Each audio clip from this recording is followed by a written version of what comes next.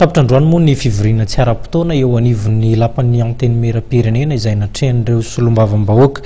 Izay no makasika n'indry fa iroso amin'ilay fivoriana atapon'ny fahefatry ny firenena mikambana ao anatin'ny voamerany Oceana Indiana ireo nahazo fanasana ny amin'izany isan'izany isika eto Madagasikara.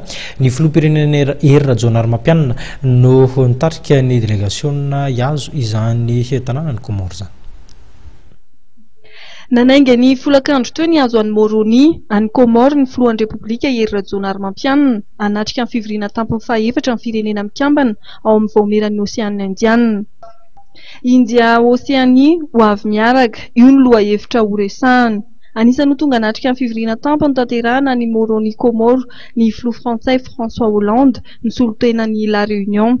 Ny filoha frantsay izay nandalo tao Mayotte tamin'ity androany ity ary andrasana ao Comore raha mpitso. Ny azo antoka dia tsy maintsy hisy ny fionana eo aminy sy ny filoha malagasy. Everiny maro fa anisany horesahana amin'ny olona lafiny fiara-miasa sy ny momba ny Îles Éparses.